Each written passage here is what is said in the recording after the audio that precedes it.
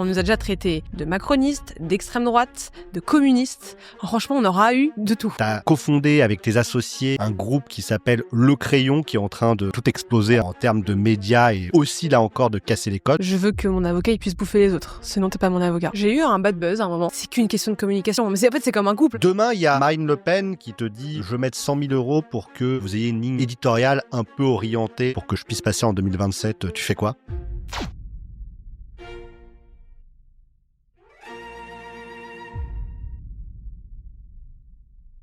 Bienvenue dans ce nouvel épisode du Clash au Cash, le réveil juridique des entrepreneurs. Aujourd'hui, nous recevons une entrepreneuse qui casse un peu tous les codes. Sixtine Moulet-Berthaud, 23 ans. Tu as cofondé avec tes associés un groupe qui s'appelle Le Crayon, qui est en train de tout exploser un petit peu en termes de médias et aussi, là encore, de casser les codes. Donc, on reviendra sur toutes ces expériences. Bonjour. Sixtine. Bonjour, merci de me recevoir. Effectivement, ça fait 4-5 ans maintenant qu'on a monté un groupe média avec mon frère et 2 autres associés. Effectivement, aujourd'hui, on est à plus de 4,2 millions d'abonnés et même nous, en tant que fondateurs, on s'est aussi brandé sur les réseaux sociaux parce qu'on a vite compris l'importance du personal branding et de l'image pour se démarquer et juste se développer beaucoup plus rapidement. Et donc, moi, à titre personnel, j'ai plus de 400 000 abonnés. Et donc, voilà, ça a un bon petit bout de chemin. Alors, Sixtine, moi, je t'ai connue parce que, en fait, je connaissais ta maman, on était dans des réseaux ensemble, ta mère est directrice juridique de l'AFGE, on la salue, Laure Lavorel. Est-ce que tu peux nous en dire plus sur ce que ta mère t'a inspiré ? En plus, c'est marrant que tu te dis ça parce que moi, ma mère, quand je lui avais parlé de toi, elle m'avait dit que t'étais un énorme shark. Et nous, c'est un compliment. Chez nous, c'est une façon de dire que non, mais t'étais un avocat qui, quand il veut quelque chose, il l'obtient, il sait où il va, qui est toujours très rigoureux. Et je me rappelle, c'est la seule chose qu'elle m'avait dite, mais je sais que parce que moi, je dis que ma mère est une grosse shark. Donc nous, c'est un compliment de dire ça chez nous. Parce que c'est la première fois que je l'entends, mais je confirme concernant Henri. Je suis pas si shark que ça dans l'association, Jean-Philippe. Non, mais c'est un compliment. Ça veut pas dire shark, ça veut dire aussi obstiné, oui, pugnace. C'est ça, exactement. Et quand on tient une ligne, c'est exactement ça. Ouais, et puis c'est vrai qu'on est quand même réputé aussi au sein de notre cabinet pour monter au front, aller au combat. Enfin voilà, on n'hésite pas pour nos clients. Et c'est ça que les gens veulent. Donc c'est bien. Et accessible, voilà. Ouais. Ah, très important.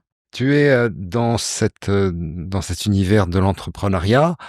Comment ça s'est passé en fait ? Parce que finalement tu as 23 ans, ça remonte à maintenant 5 ans, même un peu plus.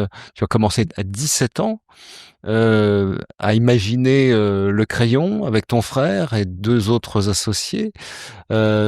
Ça se passe comment quand on se dit est-ce que c'est dans on se réunit, on est à la maison, on se dit tiens, on va imaginer le crayon. Tiens, j'ai une idée, on va faire le crayon. Et ça se passe comment on passe d'une réflexion du lycée à l'idée. Moi, ma mère m'avait toujours dit il faut que je sois très douée en classe pour faire des bonnes études après. Ma mère était très obsédée par ça parce qu'elle avait très envie qu'on réussisse aussi. Elle nous a toujours beaucoup porté sur le fait qu'il fallait qu'on soit très ambitieux. Et donc j'avais réussi à être très forte en classe. J'avoue, je trichais un peu dans quelques matières stratégiques, chose que je lui ai dit et avoué que récemment parce que ma mère déteste la tricherie. Et elle m'avait dit mais il faut aussi que t'arrives à, si t'as une idée, de développer un projet à côté pour que tu puisses être prise à Sciences Po ou autre, etc. Et moi, j'ai toujours adoré la politique. Je me suis toujours dit, il faut que je puisse un jour avoir un projet qui puisse parler aux jeunes.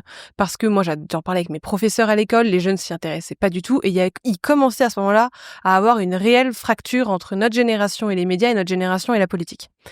Et outre le fait que je savais que pour ma mère, il fallait absolument que j'aie un autre projet pour pouvoir être prise plus facilement dans les études supérieures, j'avais très envie quand même de me dire, allez, je lance un truc qui peut-être va pas servir à grand chose à l'époque, mais me disait tiens, on sait jamais ce que ça peut donner. J'en ai parlé avec mon frère Valran, lui faisait déjà un peu d'entrepreneuriat avant, mais dans d'autres domaines, et on s'est dit tiens, ok. Et en fait, on a commencé à en discuter un peu avec ma mère, un peu avec Valran, et puis en fait, avec Valran, on a fini par jumeler 2 idées, à lancer le projet, et puis c'est comme ça en fait que le truc a commencé au tout début, et après il y a les 2 autres garçons qui sont arrivés, et puis c'est comme ça que le projet a commencé. Et c'était quoi le projet en fait ?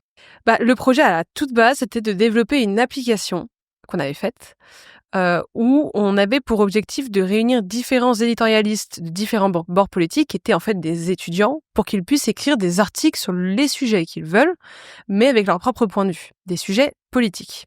Donc, à la base, le crayon s'appelait le crayon politique. Donc, Valorant avait codé une application, alors qu'on savait pas forcément très bien coder, mais c'était pas si mal. On avait eu en 6 mois 10 000 téléchargements, ce qui nous paraissait dingue à l'époque, mais ce qui en fait est sympa, mais c'est pas dingo. Et ça, c'était avant qu'on se mette sur YouTube il y a 5 ans. Donc en fait, en tant que tel, j'ai commencé à entreprendre, on va dire, oui, j'avais pas encore 18 ans, mais en fait, on dit aux gens que ça fait que 5 ans que le crayon existe, parce qu'en fait, existe sous la forme telle quelle de YouTube, etc. Mais avant, en fait, on avait créé une application, ça avait vraiment commencé un peu plus loin que ça. Mais on a vite changé d'idée parce que ça marchait pas, etc. Et alors, voilà, tu me disais, on s'est associés, mon frère était de la partie, 2 autres personnes sont venues. Ça se passe comment au démarrage? Est-ce qu'on se dit: «Toi, tu vas faire ça, toi, tu vas faire ça», ou est-ce que les rôles se sont attribués finalement, naturellement, sans qu'on se pose trop de questions? Un tel a pris le lead sur telle partie du projet? Alors moi, j'avoue que, j'ai plus fait le premier truc qu'il fallait que je fasse, sans trop me poser de questions à l'époque. Je sais que Valorant, dans mes souvenirs, faisait vraiment la chose où il était vraiment le meilleur. C'est-à-dire que Valorant, il a toujours été très bon pour la vision, se projeter facilement, avoir des grosses idées. C'est le plus créatif, donc c'était, le plus évident qu'il gère ça. Valérance, c'est ton grand frère ou ton Donc petit Valorant, frère? c'est mon grand C'est frère. ton grand frère, ok. Ouais, c'est mon grand frère. Et en fait, non, c'était vraiment en roue libre, hein. C'était chacun faisait un peu un truc, et même moi, pour être honnête, à l'époque, j'avais pas du tout confiance en moi, je savais pas du tout en quoi j'étais douée, et pour moi, c'était vraiment la phrase du fake it until you make it. C'est-à-dire que pour moi, j'étais douée en rien et que j'avais juste eu une super idée, que je faisais partie du projet, mais en fait, dans le fond, je me sentais vraiment illégitime de faire ça. Et c'est arrivé après, quand j'ai commencé à voir de quoi j'étais capable en ayant des vrais résultats concrets, que je me suis dit: «OK, bon, je suis peut-être pas, si, peu douée que ça». Mais au début, c'était vraiment, plus vraiment du fake it until you make it. J'ai pas d'autres mots par Mais t'es passé à l'action, t'as osé, quoi. c'est ça, mais vraiment au début, c'est que je c'est limite, je voulais plus que les gens pensent que je suis très douée, que moi je voulais me trouver très douée. Je vivais beaucoup plus pour que les autres me trouvent stylée. Moi, j'en avais un peu rien à faire de moi-même et de me considérer douée dans quelque chose. Et c'est après que ça s'est inversé, en fait. Donc ouais, ça a commencé beaucoup plus comme ça. Quand on commence finalement à avoir de l'influence, parce que c'est le cas, hein, comment on le vit? Comment on perçoit, je dirais, sa capacité finalement à avoir de l'impact sur la société, dans les réflexions, dans des cercles, et qu'on voit que sa voix commence à porter? Quelle impression ça fait? Alors, c'est assez marrant parce que, au début, tu deviens complètement accro à ça. Quand ça commence à t'arriver et que tu le constates, que les gens prennent vraiment hyper au sérieux ce que tu dis, que le moindre fait et geste que tu fais, ça peut prendre des proportions, mais disproportionnées. Au début, c'est assez impressionnant. Ça peut faire un peu peur ou même tu t'en deviens un peu accro. Je sais pas si c'est la dopamine qui te fait ça, mais tu te sens pas puissant, mais tu as l'impression d'avoir une vraie utilité, donc ça te donne un boost de confiance en toi qui est vraiment très agréable. Et après, donc après ça fait que monter, mais au bout d'un moment, ça commence à faire l'effet inverse et en fait à redescendre de ta petite montagne dans le sens où, en fait, les gens prennent constamment tout le temps au sérieux de ce que tu dis. Les gens veulent constamment te poser des questions et avoir ton avis sur ce qu'ils font, sur ce que tu penses. Les gens veulent constamment venir te parler quand ils te voient et c'est super et c'est très bien. Mais le problème, c'est qu'au bout d'un moment, t'as plus de dopamine parce que t'es devenu habitué. Moi, aujourd'hui, je n'ai pas du tout l'impression d'avoir autant d'abonnés. Alors que je me rappelle qu'au tout début, quand j'en avais 10 000, je trouvais ça lunaire et incroyable. Aujourd'hui, ça ne me fait sincèrement plus rien.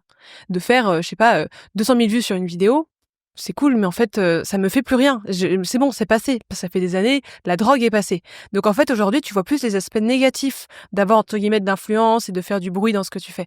Parce que t'as plus l'impression que les gens veulent abuser de toi et de ton temps, que en fait, si d'un coup tu dis non à quelque chose parce que t'as pas le temps de le faire, que les gens vont t'en vouloir. Enfin, donc en fait, t'as l'impression de limite que c'est plus une prison qu'autre chose, en fait, Et parfois. puis j'imagine aussi, tu te sens responsable aussi de ce que tu défends, des prises de parole, parce que à ce moment-là, c'est très visible et tu sais que ta voix porte et tu dois faire attention à ce que tu dis, hein. Oui, et puis parfois les gens quand les gens te connaissent pas et qu'ils connaissent pas ta personnalité, moi je suis quelqu'un qui suis très souvent au second degré, je taquine beaucoup les gens et j'adore en rajouter quand je dis quelque chose, mais c'est ma manière d'être.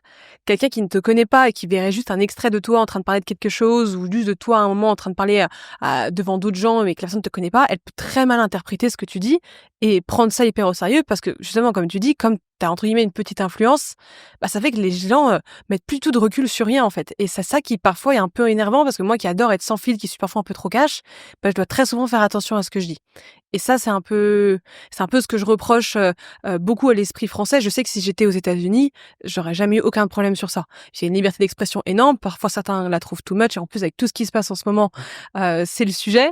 Mais c'est vrai qu'en France, les gens adorent juger et les gens, si dès qu'ils peuvent t'épingler sur le moindre sujet, ils le font. Tu as subi des haters ou t'en subis au quotidien? T'as des difficultés de réputation par moment par rapport à ça? J'ai aucun haters aujourd'hui. J'ai eu un bad buzz à un moment, il y a un peu plus de 2 ans, parce que j'ai eu un extrait qui a été sorti d'un contexte dans une émission entrepreneuriat, mais qui vraiment était d'un niveau intellectuel encore plus bas que TPMP si c'est possible. Et je m'étais retrouvée avec Taylor Chiche à l'époque et Maud Caillot de Gringotts. Et on devait deviner le prix d'un manteau de fourrure. On s'en fout, enfin je veux dire en tant que tel on s'en fichait, mais bon c'était un peu un jeu, c'était un peu un bref. Et on a commencé à parler de fourrure animale. Et moi à l'époque je connais très bien, mais à l'époque je connaissais aussi très bien Maud Caillot, et je savais très bien que elle est très très portée sur l'écologie, sur la protection des animaux, etc. Et moi je voulais la titiller un petit peu parce qu'ils nous avaient vraiment dit allez-y, faites du débat. Moi c'était mes premières émissions que je faisais, enfin d'émissions, premier petit plateau même si ça faisait pas beaucoup de vues, etc. Donc j'ai commencé un peu à me lâcher, mais en la taquinant. Mais elle le savait très bien. Mais j'ai commencé à dire que moi, j'étais pas contre récupérer, pour faire de la fourrure, j'étais pas contre récupérer la carcasse des animaux quand ils étaient morts pour en faire de la fourrure. Et donc, ça fait parti un débat sur la fourrure. Sauf que cet extrait-là, tu le prends, tu le sors du contexte. Je passe pour une fille qui a l'air débile et qui est une psychopathe qui veut tuer tout le monde pour faire de la fourrure. Pas du tout. Je m'en fous. Enfin, je veux dire, c'est même pas le sujet, tu vois. Et en fait, ça a fait beaucoup de vues parce que Hugo Clément l'a repris. Et donc, en fait, je me suis retrouvée à être affichée par Hugo Clément pour parler de la fourrure animale, qui est même pas qui est un sujet, ni je m'en fous, ni je m'en fous pas, mais je veux dire, c'est même pas un de mes sujets de prédilection. Enfin, en fait, tu prends l'extrait sorti du contexte. En plus, il a saccadé l'extrait. Donc, en fait, quand t'écoutes son extrait, c'est je suis pour tuer les animaux pour faire de la fourrure. J'ai jamais dit ça comme ça. Donc, en plus, il a trafiqué le truc. Moi, je me suis dit, bon, l'honnêteté intellectuelle pour un journaliste, ouais, c'est bien, c'est de mieux en mieux. Et donc, ça a fait des millions de vues, ouais. Est-ce que là, dans ce cas-là, tu as riposté sur le plan juridique ou tu t'es dit, bon, le clash Non. fait partie de mon aventure vers le cash?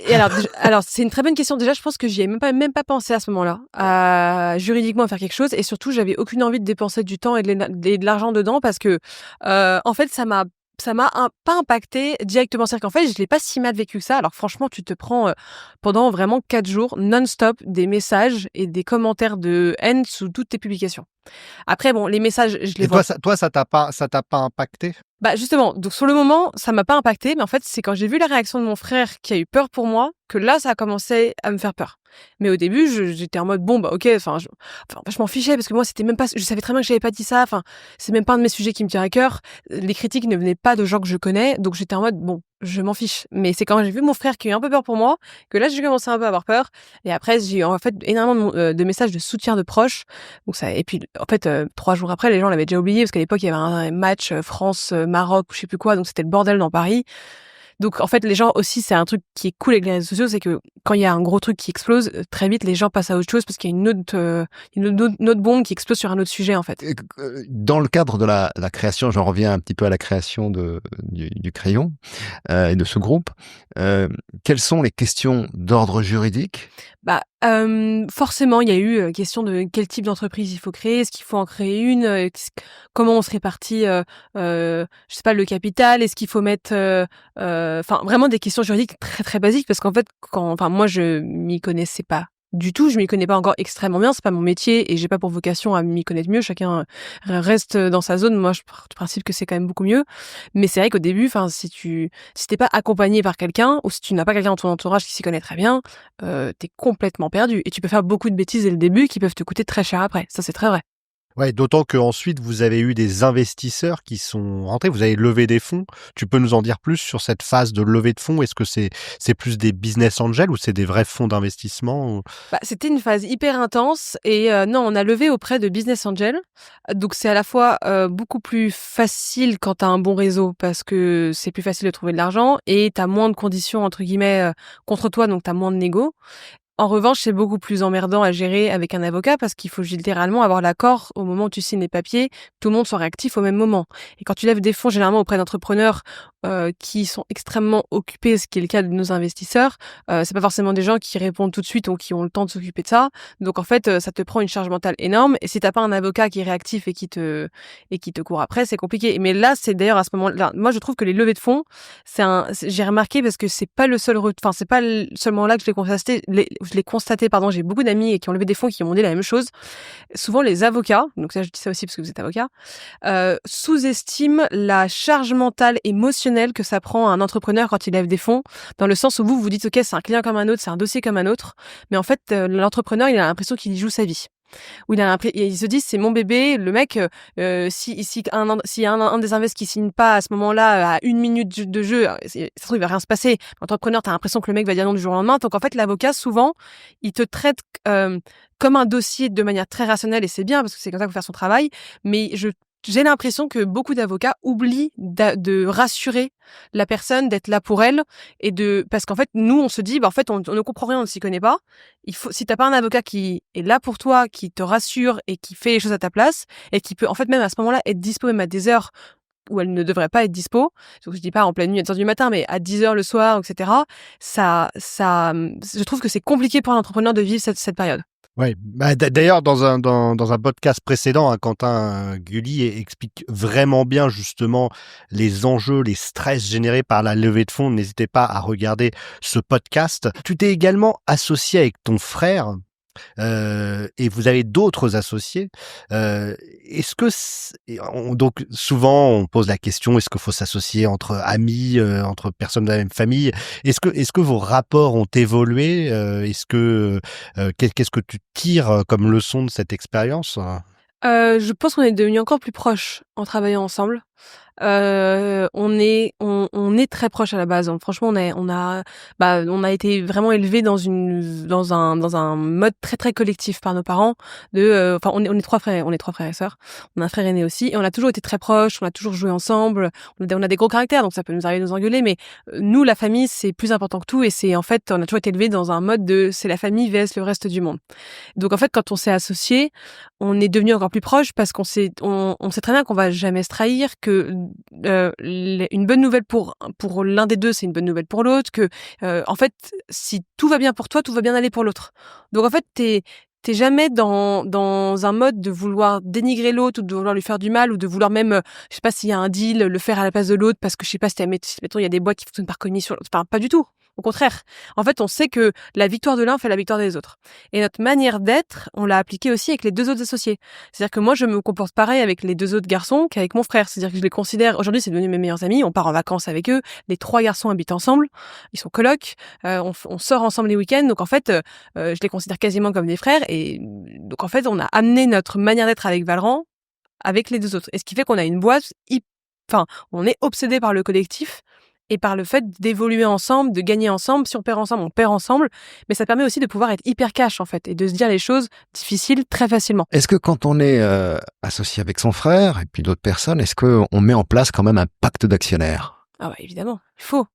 Non, il faut, bien sûr, mais parce que t'as des familles qui ne s'entendent pas aussi bien ou qui peuvent se déchirer à un moment. Moi, je suis convaincue que ça n'arrivera jamais, pour moi, mais ça peut arriver pour d'autres frères et sœurs. Vous serez peut-être challengé un petit peu au moment des mariages conjoints enfants. Enfin, si vous en voulez, ça peut être des moments challengeants. Est-ce que justement dans la vie de l'entreprise où alors, quand les choses se passent bien, tout va bien, mais c'est vrai que est-ce qu'il n'y a pas des choses qui ressortent? Parce que souvent, quand on s'associe avec des personnes de sa famille, et quand il y a un désaccord sur quelque chose, il peut y avoir une dispute du genre: ah oui, mais de toute manière, toi, t'es toujours comme ça, tu décides toujours à la place d'eux, ou tu te comportes toujours de cette manière, en ramenant des éléments de la vie passée, de ce qui s'est, de l'expérience fraternelle, à une situation donnée qui peut-être est malvenue. Est-ce qu'il y a des choses comme ça qui arrivent? Non, en vrai, jamais. Honnêtement, jamais. Après aussi parce que mon frère a une énorme qualité, c'est qu'il arrive très facilement à se remettre en question. Donc en fait, ça peut arriver qu'on soit pas d'accord, ça arrive pas souvent, mais en fait on en discute et très souvent, bon, après on est quand même fait vachement pareil avec Valorant, donc on finit souvent par penser la même chose. Et en fait, c'est quelqu'un qui accepte de changer d'avis très facilement si vraiment tu lui expliques pourquoi. Et il a une grande maturité là-dessus que moi je suis un peu plus têtue que lui, donc il y a des moments, j'arrive à changer d'avis, mais plus difficilement que lui, par exemple. Donc en fait, c'est qu'une question de communication. Mais c'est comme un couple, hein, c'est une question de communication, c'est la même chose. Alors, juste avant, j'avais une petite question sur Le Crayon. C'est un média de débat. On parlait tout à l'heure de l'entrée des actionnaires dans ce média, finalement qui se veut libre, Ouais. d'avoir une parole libre, attachée à aucun bord politique, neutre. Est-ce que lorsqu'on fait rentrer au capital de son entreprise des investisseurs qui sont quand même des personnalités, Xavier Niel, et puis d'autres personnes qui ont aussi certaines idées plutôt à droite. Est-ce que on prend des précautions et est-ce qu'on met des clauses spécifiques dans dans les conditions de la levée de fonds, ou au contraire on fait confiance, on se dit ils vont nous laisser tranquilles. Comment ça se passe? Ah non, non, évidemment, tu mets des clauses, en fait, tu mets c'est pas des règles, mais des limites de ce qu'ils ont le droit de faire en investissant et de ce qu'ils n'ont pas le droit, ne pourront jamais faire tant que le pacte n'est pas modifié. Et nous, justement, on a levé avec des business angels pour qu'en fait, pour qu'on puisse continuer à travailler et à vivre comme s'ils n'étaient même pas là. C'est-à-dire qu'en fait, ils ont investi chez nous et on leur remercie de leur confiance et ils ont très bien fait de le faire. En revanche, aujourd'hui, quelqu'un nous dit A, si on veut pas faire A, on le fait pas. Et en fait, alors qu'un fonds, tu lèves avec un fonds, tu dois leur faire des reporting tout le temps, tu dois parfois être pas contraint de les écouter, mais voilà, nous aujourd'hui, quelqu'un est pas content sur ce qu'on fait, en fait, c'est pareil. Alors, l'élection américaine nous a montré à quel point il peut y avoir une puissance justement des médias alternatifs comme les vôtres, hein, que Ouais. ce soit les podcasts, que ce soit finalement des émissions YouTube ou de l'influence en général comme celle que tu fais. Demain, il y a Marine Le Pen qui vient te voir et qui te dit je vais mettre 100 000 euros pour que, en gros, vous ayez une ligne éditoriale un peu orientée pour que je puisse passer en 2027. Tu fais quoi? Non. Non, et même je lui répondrais, gardez votre argent. En revanche, avec plaisir, venez débattre chez nous face à quelqu'un d'autre qui n'est pas d'accord avec vos idées. Nous, avec grand plaisir de la recevoir, mais comme avec grand plaisir de recevoir Jean-Luc Mélenchon, comme avec grand plaisir de recevoir Emmanuel Macron. Nous, on reçoit tout le monde. Par contre, on apporte de la contradiction quand on reçoit les gens. Et l'avatar de vos clients, l'avatar de votre audience, c'est une audience qui est jeune, c'est une audience qui est tout public. En fait, ça dépend des plateformes. Sur YouTube, je dirais que c'est du 25-34 ans, là où sur Instagram, c'est peut-être plus du 25-34 ans aussi, mais on va dire une fourchette plus de 18-34 ans. Mais après, nos émissions sont quand même d'un niveau intellectuel un minimum élevé, dans le sens où quelqu'un de beaucoup plus âgé pourrait regarder nos émissions et les trouver vraiment pertinentes et les aimer, comme quelqu'un qui est en plein dans la tranche d'âge ne pourrait peut-être pas avoir le niveau, si la personne ne s'y connaît pas un minimum sur les sujets, pour regarder parfois certaines émissions. Comme c'est des émissions de fond, sur des sujets de société, parfois un peu plus techniques, si tu as aucune connaissance de rien, tu risques de, à la fois, peut-être ne pas aimer la vidéo, mais surtout de ne rien comprendre. Ok. Et est-ce que vous êtes parfois challengé ou critiqué par d'autres médias justement qui disent oui, vous n'avez pas la même neutralité Bien sûr. Ah complètement. En fait, moi, ce qui me désole, c'est qu'aujourd'hui, la majorité des médias sont politisés, que ça soit à droite ou à gauche. Donc, en fait, tu reçois un invité et que tu es critiqué pour l'avoir reçu, donc tu es vite catalogué dans une idéologie politique et inversement. C'est-à-dire que nous, on nous a déjà traités de macronistes, d'extrême droite, de communistes. Franchement, on aura eu de tout. Mais parce que tu nous connais pas, tu vois un extrait qui sort, tu vas nous dire ok, mais en fait ils ont reçu un tel, donc c'est qui sont ça. Ou tu regardes une vidéo YouTube, mais t'as pas vu une autre vidéo, tu dis ok. Enfin, en fait, si tu ne regardes pas concrètement tout ce qu'on fait, c'est très facile de nous cataloguer en fonction du contenu qui t'est tombé dessus. Mais nous, tu regardes concrètement notre chaîne YouTube aujourd'hui, tu regardes toutes les vidéos qu'on a faites depuis le début. C'est impossible de savoir de quel bord politique on est, parce qu'il n'y a pas de bord politique, parce qu'on reçoit vraiment équitablement tout le monde.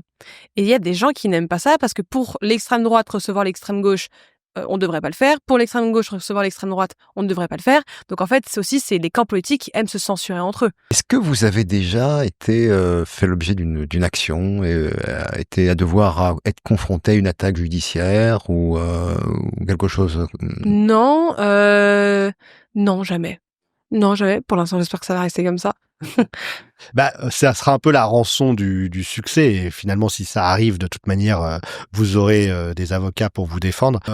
Toi un peu ton maître mot, c'est prendre la parole, je te suis, tu fais partie des personnes que je vois le plus dans mon flux quoi, donc ça veut dire que j'aime ce que tu fais et donc ton maître mot, c'est prendre la parole, c'est, aussi le personal branding. C'est quoi le personal branding et pourquoi selon toi aujourd'hui un dirigeant doit cultiver son personal branding? Bah, le personal branding, c'est le fait de développer sa propre image personnelle sur les réseaux sociaux, parce que ça va lui permettre en fait d'avoir une vitrine qui est constamment exposée auprès d'au début centaines de personnes, milliers de gens, dizaines de milliers et après centaines de milliers de gens. Et en fait, les gens sous-estiment la force de frappe que ça a d'avoir la possibilité d'avoir des gens qui te regardent, qui te suivent, qui lisent ce que tu fais, sans même que tu aies un effort commercial ou même un effort de parce qu'en fait quand tu ne crées pas de contenu, pour faire connaître ce que tu fais ou tes idées, bah, c'est toi qui dois aller contacter les gens ou aller les rencontrer en vrai. La différence de personnes que tu peux toucher en t'exposant sur les réseaux sociaux pour mettre en avant ce que tu veux, mais elle est pas 2 fois 2 ou fois 3, elle est 2 fois 15 fois 20 de personnes que tu peux toucher. Donc en fait, comme tu touches et que tu as une caisse de résonance qui est bien plus forte, bah, les opportunités qui vont arriver vers toi, bah, vont être 15 fois, 20 fois plus fortes aussi, de probabilité que ça arrive. Et donc, c'est ce qu'on disait un peu tout à l'heure en off, mais quand tu développes aujourd'hui un projet et qu'il y a déjà un marché où il y a beaucoup de monde dessus, où tu veux te démarquer, croître vite et juste bah, devenir, entre guillemets, pas le numéro 1 dans ta catégorie, mais un peu, tu n'as pas d'autre choix que d'avoir un bon personal branding, tout simplement pour te démarquer des gens, parce que si tu es vu et que tu es suivi parce que ton contenu est intéressant et pertinent sur ce que tu fais, ça va donner tout de suite beaucoup plus de légitimité et de crédibilité sur après peut-être le travail que tu pourrais faire pour ces gens-là, si un jour ils ont un besoin. Donc, Est-ce qu'il faut être clivant? est-ce que je suis clivante? Moi, je ne pense pas, non. Bah donc t'as pas besoin d'être clivant. Pas forcément nécessairement besoin d'être clivant, je pense. Enfin, c'est toi qui es plus spécialiste que nous sur ces sujets, mais si tu avais 3 conseils, à donner, sur le personal branding à un entrepreneur, et pourquoi pas d'ailleurs, à un avocat? Hem, la première, c'est de communiquer sur la plateforme où se trouve la cible que tu cherches à toucher. Ça peut paraître bête, moi je vois beaucoup d'avocats qui m'ont dit: «Oui, je veux absolument faire des médias». Je suis, très bien, mais je suis convaincue que les médias vont pas te ramener un seul client. Mais ça, j'en suis convaincue. Ça va te ramener de la crédibilité. Ça va pas te ramener des clients. Donc trouver la bonne plateforme en fonction de là où se trouvent tes potentiels clients. Si tu cherches des clients, parce qu'en fait non, pardon, je reformule. Alors le 1er conseil, pardon, c'est de savoir quel est l'objectif que tu cherches à atteindre quand tu fais du personal branding. Est-ce que tu veux de la visibilité? Est-ce que tu veux de la crédibilité? Ou est-ce que tu veux de la conversion en client, en lead? En fonction de ça, bah, sur quel réseau social et sur quel canal de communication c'est le plus smart de te mettre. Ensuite, quel type de personal branding tu veux développer? Est-ce que tu veux plutôt être un profil expert, un profil leader de communauté, un profil grande gueule ou un profil explorateur? Nous, on les a appelés comme ça sur LinkedIn. C'est différents types de profils LinkedIn que tu peux développer. Il y en a un qui apporte une énorme expertise sur les sujets que tu traites, donc ça va être beaucoup plus facile pour convertir parce que si les gens te trouvent bon, forcément, ils ont envie de t'avoir comme avocat, par exemple. T'as les profils un peu plus grande gueule, donc qui vont constamment avoir des avis tranchés sur ce que pense la majorité des gens pour faire beaucoup de vues, mais ça rapporte pas beaucoup de clients, mais ça rapporte beaucoup de vues et plus vite des abonnés. J'ai quelques d'ailleurs avocats en tête sur ces sujets-là. Et le dernier, c'est les profils explorateurs. C'est ce que d'ailleurs beaucoup de youtubeurs ont comme stratégie, c'est de constamment mettre en avant quelque chose que tu as découvert ou que tu as appris. Mais ça peut autant être, j'ai vu dans les médias la semaine dernière que nanana. J'ai découvert cette belle entreprise qui permet d'eux. J'ai découvert qu'il y a 3 ans, Elon Musk avait dit nanana. C'est constamment j'ai découvert quelque chose. Tu explores en fait une thématique ou un sujet pour les gens qui te suivent. Et donc ça, c'est important de savoir donc voilà comment tu veux te positionner. Et le dernier, bah, c'est toujours d'avoir du contenu qui apporte de la valeur ajoutée aux gens par rapport au canal que tu auras choisi de communication, à la cible que tu veux toucher, de tes objectifs et dans quelle expertise tu es. Plus tu apportes de la valeur ajoutée aux gens, plus les gens vont te suivre, vont te trouver pertinent et vont se rappeler de toi. Est-ce que tu peux nous dire, ce qu'il faut faire et surtout, par exemple, l'erreur à ne pas faire, sur LinkedIn? Faire un post qui n'apprend rien aux gens. Le côté too much storytelling, c'est-à-dire, j'ai fait un saut en parachute la semaine dernière, ça m'a appris 3 choses sur l'entrepreneuriat. C'est quoi le rapport?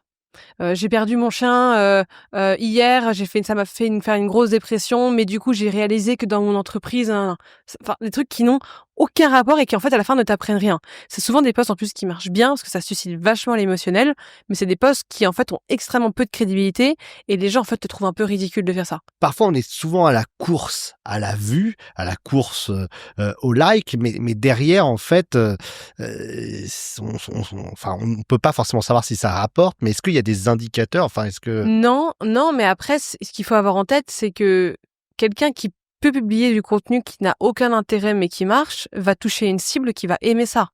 Donc en fait, c'est aussi à qui tu veux t'adresser. C'est-à-dire que moi, je connais des gens qui publient du contenu que moi je trouve sincèrement ridicule, mais moi je suis pas la cible et pourtant ce contenu-là marche et doit ramener des clients à la personne. Donc en fait, c'est toujours une question de auprès de qui tu veux être crédible et auprès de qui tu adresses ton contenu. Donc c'est pour ça que sur LinkedIn, il y a beaucoup de gens qui sont énervés de voir du contenu qui les estiment avec peu de valeur ajoutée, mais pourtant qui marche. Mais s'il marche, c'est parce que ça plaît à une certaine cible. et ça doit plus ou moins leur plaire aussi, puisqu'ils doivent s'ils tombent dessus, c'est que l'algorithme a. Ouais, peut-être. Peut-être. Et donc, pour en revenir aux différentes sociétés que vous avez créées, toi et ton frère et vos associés, il y a donc le crayon, mais il y a également, alors je sais pas si c'est dans l'ordre, le surligneur et le pinceau. On reste dans le dessin. Hein, C'est exprès. tu aimes le dessin? Pas particulièrement, mais bon. Ça a un sens, quoi. Le surligneur, c'est on te met en valeur, le crayon. Exactement. Est-ce que, alors, parce que j'imagine que derrière ce petit groupe, il y a pas mal de personnes qui travaillent avec vous. Il a fallu encadrer aussi, manager du monde, apprendre à manager, à être présent. Comment ça se passe au quotidien avec l'ensemble des personnes qui travaillent pour l'ensemble des médias? Bah, en fait, on est un groupe dans le sens où on a 4 entités dedans, mais en fait, chaque entité est gérée comme si c'était une seule et même entreprise. Donc en fait, il y a une équipe qui bosse, enfin chaque personne bosse dans une équipe différente. Donc en fait, oui, ça appartient à la même entreprise juridique et même en termes de branding, de projet, de vision, mais en fait, dans la tête de la majorité de nos salariés, quand ils bossent dans l'une des 4 business units, ils vont jamais vraiment se mêler de ce qui se passe dans une autre DBU alors que c'est la même boîte. C'est la même société. Oui, c'est la même Ah, société. d'accord, Juridiquement, c'est la même société. On n'a une pas seule fait et de même. holding ni rien. D'accord, ok. Ouais. Ok. C'est la même entité juridique. Même entité, donc simplement c'est des départements qui sont qui fait, alors voilà, donc il y a le média, il y a l'agence de Exactement. communication et En fait, c'est de la com. Dans le sens, on a développé ça pour que ce soit plus clair à expliquer en communication. J'ai entendu dire sur LinkedIn que finalement, souvent, quand on avait un profil féminin, on avait plus de d'adhésion, d'engagement, en fait. Est-ce que tu peux témoigner de ça ou pas? Bah oui, c'est très vrai. C'est très vrai. Quand tu es une femme, tu as beaucoup plus de facilité, entre guillemets, à pouvoir te développer plus vite sur LinkedIn et même les réseaux sociaux de manière générale, même si c'est plus vrai beaucoup plus vrai pour LinkedIn, tout simplement parce qu'il y a beaucoup moins de compétition.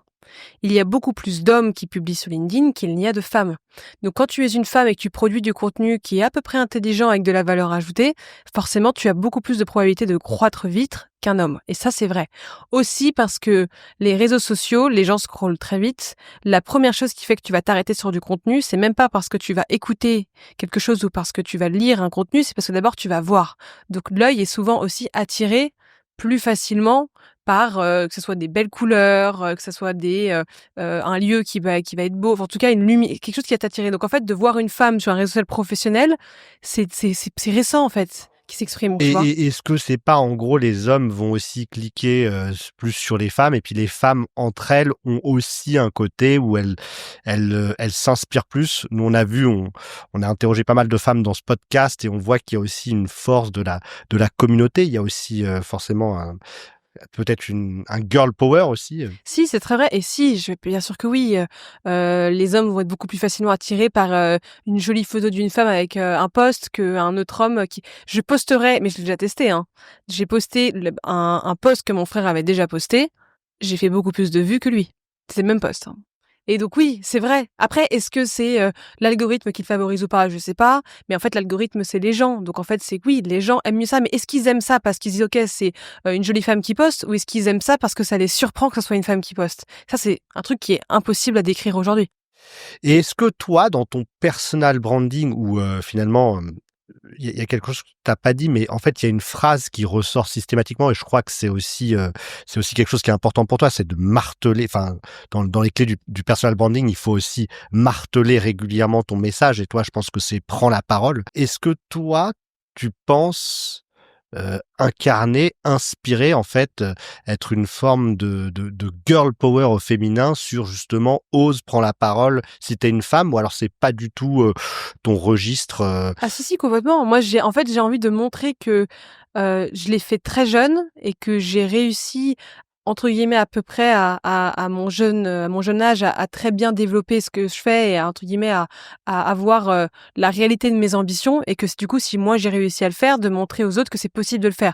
Et parce que moi, j'ai rencontré tellement de femmes qui m'ont dit: «Je ne veux pas me lancer parce que j'ai peur d'être critiquée sur mon physique», à juste titre, parce que je sais que c'est déjà arrivé, ou de, tiens, je vais être illégitime de parler de ça ou ça, pourquoi moi je serais intéressant, enfin, ce serait intéressant que moi j'en parle. Et donc juste leur dire: «OK, mais moi si quand j'avais 20 ans, j'ai commencé à me lancer sur les réseaux sociaux, si tu crois que j'avais plus de légitimité que quelqu'un de le faire sur tel ou tel sujet, c'est faux». C'est juste que ça te permet aussi un truc que les gens sous-estiment beaucoup les réseaux sociaux, c'est que plus tu publies du contenu intéressant, plus toi, tu n'as pas le choix de devoir constamment apprendre des choses et de devenir en fait un peu une éponge à contenu. Parce que sinon, au bout d'un moment, tu n'as plus rien d'intéressant à dire, donc tu perds ton audience. Donc en fait, tu apprends un nombre de choses et tu améliores tes compétences, mais d'une manière 10 fois plus rapide parce que tu n'as pas le choix de le faire en fait. et ça c'est pas fatigant d'être toujours un peu sur le devant de la scène, toujours un peu puisque nous-mêmes on peut le vivre par moment. Moi je dis bon, on baisse un peu enfin c'est même pas qu'on baisse, c'est que j'ai pas l'énergie. Mais ça, j'imagine que du coup, il y a des outils aussi où tu fais tout ton contenu et ensuite il s'auto-publie en fait, parce que finalement, tu peux aussi tomber dans une sorte de fatigue Ouais, bien sûr. ouais. Mais c'est hyper fatigant. C'est quoi tes 2-3 conseils pour gérer ça justement? C'est alors préparer vraiment son contenu, vraiment à l'avance dans le sens, surtout pour ça c'est beaucoup plus pour les autres réseaux sociaux que pour LinkedIn parce que, LinkedIn tu peux écrire, 2-3 posts d'affilée et ça te fait tes posts de ta semaine donc en fait tu peux le faire assez vite entre guillemets. Moi ça me prend peu de temps mais je sais que ça prend Moi, ça me prend beaucoup de temps de faire un post LinkedIn et ça me fatigue un peu. je comprends. Mais je comprends. Après Instagram et TikTok par exemple, moi je prépare la majorité du temps, je prépare mes vidéos, enfin quand je tourne, je sais pas pendant 2 heures et ça me fait, mes vidéos pendant 3 semaines quoi. Ouais, c'est ça. Bah, nous, c'est aussi ce qu'on fait, Après ouais. ça n'enlève pas la charge mentale de devoir, télécharger la vidéo que ton monteur t'a montée, la publier, trouver la phrase d'accroche, écrire le texte. Donc là moi tu vois j'ai fait une grosse coupure pendant mes congés, je m'étais dit: «Très bien, je publierai», j'avais prévu 1 mois de contenu. J'ai très peu publié parce qu'en fait ça me prenait une charge mentale de devoir publier. En fait ça m'a saoulée. Et ça, tu peux le déléguer aussi. Non, du coup, tu publies pas, en fait. Et c'est pas grave. T'acceptes de dire, OK, c'est pas grave, c'est pas grave de pas publier. Et OK, tu vas baisser un peu ton reach. Mais c'est pas grave, tu reprends plus tard. C'est quoi tes conseils de publication pour avoir une visibilité? Toi, tu publies combien de fois par semaine sur LinkedIn, par exemple? LinkedIn, je publie 3 fois par semaine. C'est le meilleur juste milieu, je trouve. Et c'est ce que je recommande toujours aux gens que j'accompagne. Je leur dis jamais que vous avez pas besoin de publier plus, vous embêtez pas. Donc ouais, c'est minimum 2 fois, 3 fois maximum. Publier trop, au bout d'un moment, tu saoules les gens. Les gens te lisent plus, ou ont l'impression de te voir constamment, mais dans le mauvais sens du terme. Instagram, TikTok, YouTube Short, idéalement, tous les jours, au moins 1 jour sur 2. Et tout à l'heure, avant cette interview, tu nous disais aussi que bah, tu avais toi-même été peut-être victime de harcèlement scolaire ou un peu à l'extérieur du groupe. Tu peux nous expliquer ça et comment Est-ce que c'est ton clash? qui t'a poussé vers le cash? Est-ce que ça fait partie forcément de ton histoire et c'est ce qui fait que ce que tu es aujourd'hui? Ah bah, ça fait complètement partie de mon histoire, mais aujourd'hui, je le prends comme une très bonne chose dans le sens où ça m'a donné une niaque de vouloir montrer aux gens qu'en fait, ils avaient eu tellement tort et de me dire qu'en fait, genre un peu ce côté, ego boost de: «En fait, vous avez pas compris, c'est moi qui vous écrase, c'est pas l'inverse». Et ça a été un vrai drive pendant très longtemps. Aujourd'hui, ça l'est plus trop, c'est-à-dire qu'en fait, j'ai réalisé que ça l'était plus le jour où c'est un truc de dingue qui m'est arrivé, j'ai eu 2-3 fois, depuis 1 an, des gens qui m'ont écrit sur mon ancien compte Instagram. Ces gens-là, c'était pas les pires personnes qui avaient été méchantes avec moi, mais qui n'avaient pas non plus été les plus bienveillantes, qui m'ont écrit en me demandant, il y en a une qui m'a écrit en me demandant de pousser un des profils qui avait postulé chez moi. Une autre qui m'a écrit pour postuler chez moi en m'écrivant, je sais pas si tu te rappelles de moi, cordialement à la fin. Enfin, des trucs lunaires. Et une dernière qui m'avait félicité juste me dire, me proposer un café ou je sais pas quoi. Et en fait, ma plus belle victoire, c'était pas de me dire ah yes, ça s'est inversé, maintenant c'est eux qui me courent après. C'est en fait d'avoir réalisé que ok c'est cool, mais en fait j'en avais vraiment rien à faire. Et je pensais que ça me ferait hyper plaisir. Et en fait, je m'en fichais complètement. Et c'est là où je me suis dit, OK, bon, évidemment, du coup, je suis passée à autre chose. Mais du coup, ça a été un énorme drive pendant des années. Mais je pense que mon drive aujourd'hui, le drive, il te faut un drive quand t'es entrepreneur ou quand tu te lances à ton compte. T'as pas le choix. Sinon, dans les moments où t'as froid, t'as froid, t'es fatigué, t'as pas envie de sortir de ton lit, etc. Si t'as pas un truc qui vraiment fait que t'as envie de te lever, tu te lèves pas. Et t'as pas le choix d'avoir une grosse motivation qui te draine, et moi, ça a été la mienne. Et c'est pour ça que je dis vraiment aux gens qui ont vécu, mais soit du harcèlement, des difficultés, le décès d'un proche, une maladie difficile et qui ont réussi à s'en remettre, qu'il faut transformer ça en force parce qu'ils se rendent pas compte de l'opportunité, en fait, que ça leur donne aussi. Est-ce qu'il y a quelque chose qui t'a marqué dans ton parcours? Tu te dis, tiens, ça, c'est vraiment important. Si je pouvais le révéler, le dire, voilà. Est-ce qu'il y a quelque chose que tu aimerais dire à ces entrepreneurs qui hésitent? Alors, il y a rien de secret, mais le meilleur conseil que je donnerais à quelqu'un qui veut se lancer, c'est de s'associer avec quelqu'un ou avec plusieurs personnes. Je trouve ça, il n'y a rien de plus pertinent que d'avoir des gens avec lesquels tu peux construire quelque chose, avec lesquels vous vous apportez des qualités différentes, avec lesquels vous vous complétez. Parce que les moments où c'est difficile, les moments où ça va pas bien, l'autre, tu sais qu'il est là pour tenir la baraque, entre guillemets. Et c'est cette phrase de, je sais plus qui avait dit ça, mais c'est quelqu'un qui disait, tu vas peut-être plus loin avec plein de gens, mais tu vas plus vite tout seul. Et je trouve ça extrêmement faux. Tu vas plus vite et plus loin avec des gens. Parce qu'en fait, t'as pas un TGV qui avance, t'en as 4. Enfin, nous, on a 4 en même temps, mais tu peux en avoir 2, 3, 4, 5 en même temps quand t'es avec d'autres associés. Et donc, au lieu de te dire, tiens. Ouais, et puis tu es challengé aussi. Tu es challengé, et surtout, au lieu de te dire, tiens, je dois être bon partout parce que je suis le seul fondeur de ma boîte ou de mon projet. Non, cherche pas à être bon partout. Pour moi, tu sois juste le meilleur dans ce dont tu es déjà doué et laisse les autres être les meilleurs dans leur domaine au lieu d'être juste moyen, en fait. Alors nous, c'est exactement en fait ce qui nous est arrivé aussi avec Jean-Philippe. À partir du moment où on s'est associé, on a cassé des plafonds de verre, voilà. Et après, j'aimais quand même une réserve aussi qui est que nous, on a aussi l'envers du décor de certaines associations qui se passent mal, où ça peut être franchement très très lourd, quoi. Donc ça veut dire aussi, associez-vous avec les bonnes personnes, mettez en place ce qu'il faut aussi pour pouvoir potentiellement se séparer si ça ne va pas. Et puis, je pense que et finalement, dans la plupart des conflits d'associés, nous, on a des affaires, ça fait 10 ans qu'elles durent, etc. Ce qu'on remarque, en fait, c'est que quand ça va pas, c'est aussi des gens qui ont qui eux-mêmes ont des difficultés relationnelles et de dialogue. Avec des associés, avec des gens en général dans le business, on peut toujours trouver des solutions si on est dans le dialogue. C'est comme un couple, hein. Exactement. Le couple ne se passe pas toujours bien et du coup, il faut savoir qu'il y a des solutions en discutant aussi, quoi. Quels sont les critères pour, j'allais dire, recruter un associé? Pour toi, est-ce qu'il y a, dans la manière dont, comment vous avez fait pour, finalement, vous associer, toi et ton frère, avec, c'est Julien et... Antonin et Jules. Antonin et Jules, voilà. Je pense que le plus important, c'est d'avoir une vision commune. Vous pouvez être très différents, vous pouvez être de religions différentes, vous pouvez être de bords politiques différentes, vous pouvez être de milieux sociaux différents. Si vous avez la même vision et que vous savez où est-ce que vous voulez emmener un projet, qu'importe le projet, vous pouvez vous associer avec la personne. Et après, il faut évidemment avoir confiance en elle. Et en fait, moi j'appelle ça les signaux faibles, voir comment les gens se comportent avec d'autres gens, voir comment les gens parlent de d'autres gens. Et c'est comme ça que vous aurez... souvent ça en dit très long sur les autres.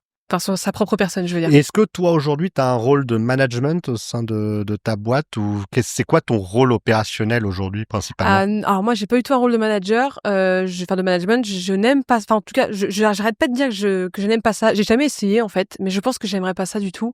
Je suis extrêmement impatiente, j'aime les choses qui avancent vite. J'ai très peu de patience avec les gens lents. Et le problème, c'est que quand tu manages quelqu'un et que tu lui apprends des choses, c'est pas forcément que la personne, elle est lente, mais c'est que tu dois passer vraiment du temps pour lui expliquer quelque chose. Et ça, moi, j'ai horreur de ça, donc je pense que voilà. Non, moi, je reste exactement comme ce que je disais tout à l'heure. C'est j'ai des zones dans lesquelles je suis très douée. Je cherche pas à être douée dans les autres et apprendre les autres. Je reste très douée. J'essaie d'être meilleure encore dans celles que je suis déjà. Et moi, c'est vraiment beaucoup plus la stratégie, le relationnel, le commercial, la création de contenu. Moi, je reste là-dedans. Je cherche pas à faire autre chose. Ce serait quoi les 3 qualités que tu attendrais d'un avocat? C'est une excellente question. Qu'il soit extrêmement shark, un requin. Je veux que mon avocat il puisse bouffer les autres, sinon t'es pas mon avocat. Je veux qu'il ait, je veux qu'il ait des, pardon, c'est pas très élégant, parce que je passe la journée avec des garçons, donc ça n'aide pas. Je veux qu'il ait suffisamment, enfin, j'ai pas envie qu'il ait peur en fait. Je veux quelqu'un qui soit capable d'être, j'appelle ça street smart, c'est-à-dire trouver des petites combines pour battre l'autre et avoir la confiance en soi de pouvoir les mettre sur la table et de les assumer. Et de monter au filet, quoi. Et de monter au filet. Parce que moi, je connais beaucoup d'avocats qui parlent beaucoup, mais quand c'est le moment de monter sur le filet, ils sont pas là. Et donc, voilà. Donc, je veux un avocat qui me ressemble. Boxeur, donc. Non.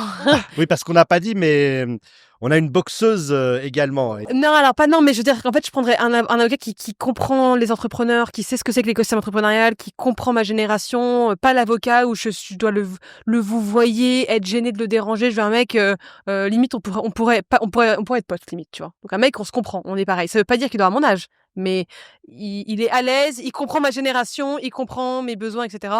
Le fait qu'il puisse monter au créneau et évidemment le fait qu'il soit hyper rigoureux et très à cheval sur la loi et qui s'y connaissent tellement bien qu'ils puissent me trouver des petites stratégies pour toujours m'en sortir, quoi. Dans ce podcast, on a eu énormément de valeur. N'hésitez pas à mettre un pouce bleu, à partager à d'autres entrepreneurs que ça pourrait aider. Merci à toi. On va peut-être te poser la dernière question, Jean-Philippe. Oui, on la pose souvent, mais c'est une question qui est assez récurrente, posée par bon nombre de personnes. Si tu avais la possibilité de parler à la petite Sixtine, voilà, qui avait peut-être 10 ans et qui était peut-être mal dans sa peau, si j'ai bien compris, qu'est-ce que tu lui dirais avec le recul que tu as? Que la vie est extrêmement bien faite. Que tout arrive pour une raison, même les choses négatives et les choses difficiles. Ça, c'est un truc que j'ai mis du temps à comprendre, mais que tu peux te relever de tout. Et que quand une chose difficile arrive, essaye de trouver ce que tu peux en apprendre et les bons côtés de cette chose-là. Et je pense que si j'avais eu ce mental-là à 10 ans, mais c'est normal que je l'ai pas eu, ça aurait été même trop bizarre, j'aurais accepté et beaucoup plus facilement de me faire critiquer et je pense que ça m'aurait beaucoup moins atteint. Donc voilà. Mais d'un autre côté, je suis ravie que ça me soit arrivé parce que ça m'a développé plein d'autres qualités. Donc bon. Et cette résilience, je dirais que c'est la force des entrepreneurs. Moi, si je vois une constante chez tous les entrepreneurs qui réussissent, c'est cette résilience. Ouais, vraiment, c'est très vrai. C'est très vrai. Merci, Sixtine. Merci Sixtine. à vous. On peut te laisser le mot de la fin, Sixtine? Avec plaisir. Écoutez, j'espère que cette vidéo vous aura plu. N'hésitez pas à nous dire ce que vous en avez pensé en commentaire, à mettre un petit like pour nous soutenir tous, mais surtout eux, et puis à vous abonner. Ça ferait très plaisir. À très bientôt.